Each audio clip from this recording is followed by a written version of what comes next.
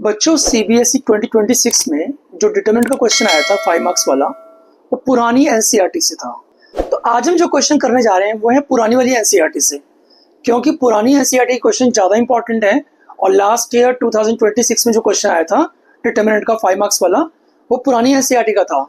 तो आज भी हम लोग क्वेश्चन पुरानी एनसीईआरटी का कर रहे हैं। If a b c are positive and unequal then show that the value of determinant that is a b c b c a c a b is negative. आपको इस डिटरमिनेंट की value negative prove करनी है। काफी ध्यान से देखना। सबसे पहले अगर आप सीबीएसई के स्टूडेंट हैं तो प्लीज प्रॉपर्टी से मत एक्सपेंड करना, आप इस डिटरमिनेंट को नॉर्मली एक्सपेंड कर लेना। तो जो बच्चे सीबीएसई के नहीं है वो लोग प्रॉपर्टी से कर सकते हैं, तो मैं प्रॉपर्टी से कर रहा हूं। सबसे पहले मैं क्या कर रहा हूं, C1 approaches to C1 plus C2 plus C3 column 1 के अंदर सारे कॉलम्स ऐड करने वाला हूं। तो क्या बन जाएगा, delta is equal to A plus B plus C, फिर A plus B plus C, फिर A plus B plus C, and second column में हमने कुछ नहीं किया, थर्ड कॉलम में हमने कुछ नहीं किया। इसके बाद taking A plus B plus c common from C1, तो डेल्टा बन जाएगा बच्चों A plus B plus c, अंदर बचेगा 1 1 1 बी सी ए, और यहां पर सी a B.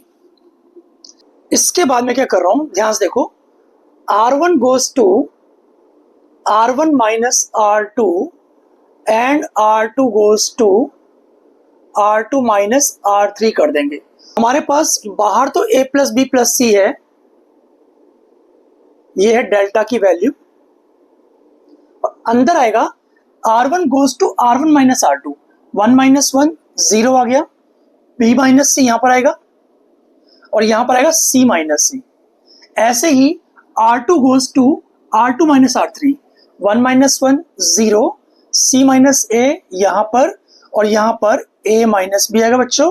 And last row में हम कुछ नहीं कर रहे, वो 1AB ही रहेगा। करेक्ट।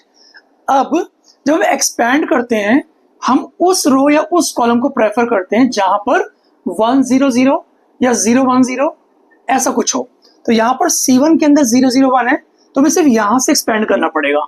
ठीक है, तो डेल्टा बन जाएगा A plus B plus C, मैं यहां से एक्सपेंड कर रहा हूं, तो आएगा B minus C times A minus B minus C minus A whole square. Correct, यहां तक ठीक से आ गया। आगे चलते हैं, delta is equal to A plus B plus C, मैं इसे एक्सपैंड कर रहा हूं, तो क्या आएगा, B A minus B square minus C A plus B C minus, यहां पर देखो C square plus A square minus 2AC होगा ना एक्सपेंड करने पर, तो माइनस बाहर लगा हुआ है, तो minus c square minus a square और प्लस 2AC अंदर बच जाएगा। यहां तक ठीक से आ गया।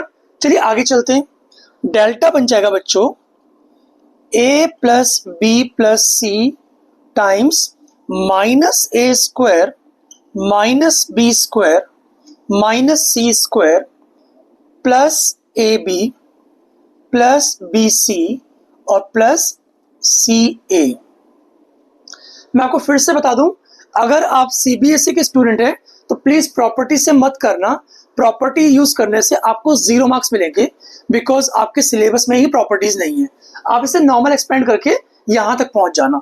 अब इस स्टेप के बाद बच्चे करते हैं गलती, वो गलती क्या बताता हूं आपको। आगे बढ़ते हैं, डेल्टा यहां पर हमारे पास है A प्लस बी प्लस सी, बच्चे यहां से माइनस कॉमन निकाल लेते हैं, है ना। माइनस कॉमन निकालने के बाद अंदर क्या बचेगा, A square plus B square plus C square minus a b minus b c और माइनस सी ए। अब बच्चे बोलते हैं क्योंकि माइनस बाहर आ गया है हमारा आंसर आ गया, क्योंकि हमें नेगेटिव प्रूव करना था, लेकिन ऐसा नहीं है। माइनस आने से ही ये नेगेटिव प्रूव नहीं होगा, बिकॉज वी डोंट नो कि जो ब्रैकेट है वो नेगेटिव है या पॉजिटिव है। मतलब इसकी वैल्यू होगी वो क्या नेगेटिव होगी, अगर नेगेटिव होगी तो प्लस का बन जाएगा, और पॉजिटिव होगी तो माइनस का बन जाएगा। तो हमें माइनस का प्रूव करना है, तो कैसे भी करके आपको ब्रैकेट को ऑलवेज पॉजिटिव प्रूव करना होगा। ठीक है, समझ आएगा। आगे बढ़ते हैं। अगला step, delta is equal to minus A plus B plus C. मैं क्या कर रहा हूं, डिवाइड बाय 2 कर रहा हूं और मल्टीप्लाई बाय 2 कर रहा हूं। तो 2a square plus 2b square plus 2c square minus 2ab minus 2bc minus 2ca bracket close. Correct, यहां तक ठीक से आ गया। आगे बढ़ते हैं।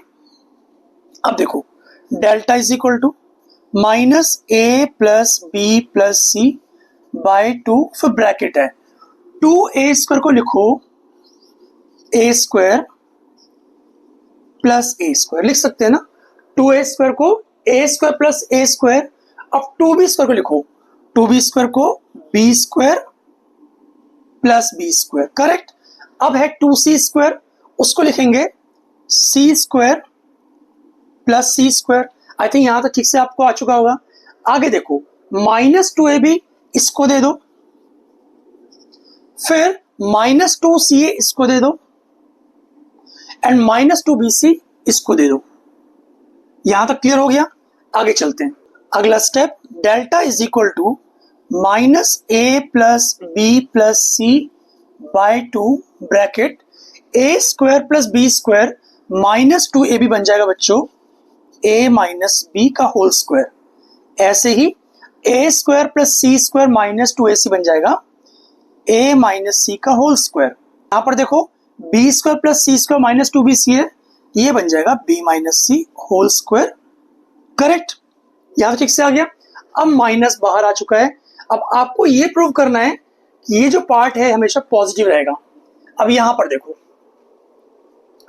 a minus b whole square plus b minus c whole square plus c minus a whole square can't be negative. ये नेगेटिव कभी होगा ही नहीं, क्योंकि उन्होंने बोला है कि a b c are positive and unequal.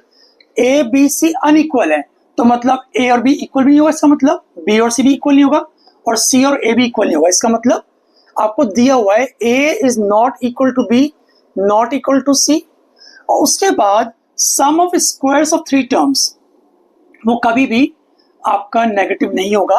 This is always more than 0। Now we can say that, अब हम बोल सकते हैं the value of determinant is negative. इस पूरे सॉल्यूशन के अंदर किसी भी स्टेप में आपको डाउट हो तो कमेंट सेक्शन में कमेंट करके पूछ सकते हो, मैं आपको जरूर रिप्लाई करूंगा। अगर चैनल पर नए हैं तो चैनल को सब्सक्राइब जरूर कर लें, वीडियो को लाइक कर दें, क्योंकि ऐसी वीडियोस हमारे चैनल पर रेगुलर आती हैं। थैंक्स फॉर वॉचिंग, बाय बच्चों।